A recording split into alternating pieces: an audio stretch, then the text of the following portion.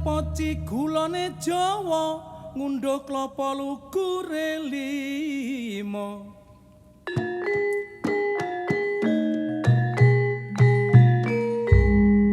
Kidungan jula-juli ayo ditingkatno supaya gak diakoni barek negara liya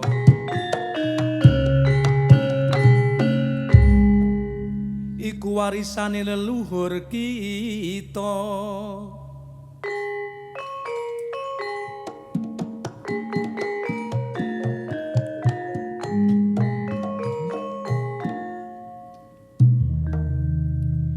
Ngombe kopi sandingane telo kidungan jula-juli ayo dilestarekno Jula-juli kidungan Surabaya supaya kita eling lan waspada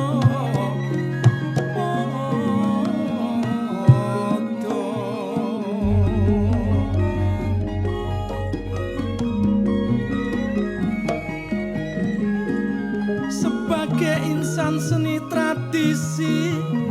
ayo mawas diri belajar ngitung jula-juli nyanyian tradisi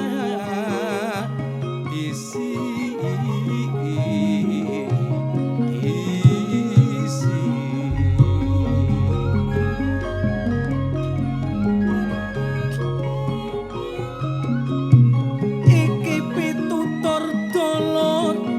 uga melok uri-uri mula wong Jawa Timur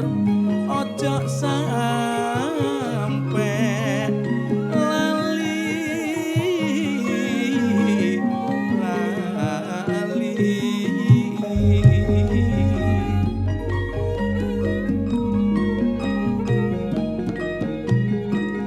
Arek Jawa Timur iku minangka gudhange seni mulaya diupakara supaya lestari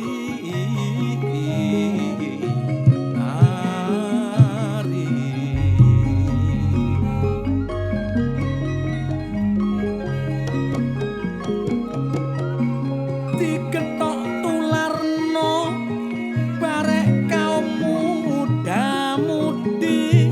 supaya anak putu kita mengenal anane seni tradisi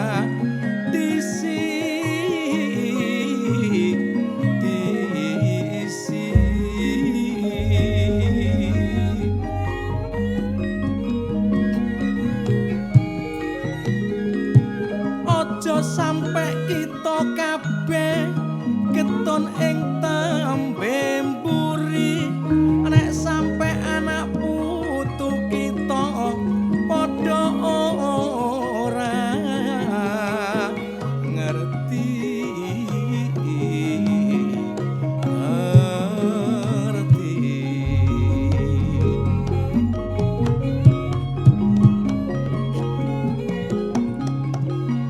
Kesenian adiluhung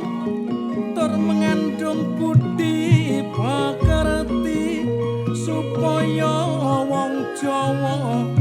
gak kelangan jati diri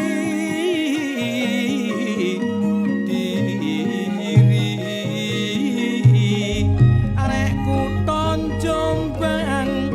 kalebu wilayah Jawa Wetan panggonane rada ngulon nang pertengahan tempat wisatane lan budayane gak ketinggalan mulane kutha Jombang dadi kutha percontohan destinasi wisata yo gak gelem keri nek ana kutha Jombang gak cuma siji akeh wisata alam sing nyenengno ati wisata air pandan cili ana maneh yo baletani wisata kuliner dulur Jombang panggonane pengen mangan opo wae karingi yapne sebelah alun-alun iku panggonane kebon raja sing dadi tujuane wisata religi ojo sampe dilalekno mengenang lan kirim doa nang leluhur kita nek nang Jombang iku akeh tur pancen ana mulane ojo lali manembah ngarsane Gusti sing Maha Kuwasa.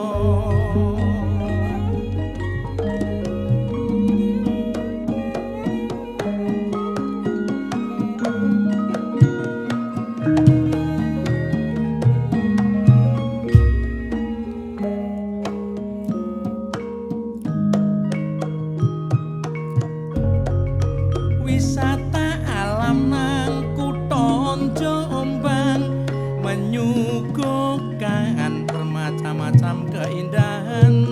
ana asli alam atau buatan pancene saiki digalakan pengen buah durian sing legi tenan nek nang Jombang gak ketinggalan disuguhno gratis atau jualan menikmati sambil ndelok pemandangan aku dhewe yo tau mrono aku rombongan sak keluarga anak bojo kabeh tak gowo ora lali ngajak mara tuwa mangan durian sapuase jare sing duwe iki yo digratisne tiwas anak bojo pumile sak seneng dadak mari mangan dikongkon bayar sing gedhe-gedhe Juli Pangkara Surabaya mulai naik sing peduli barek budaya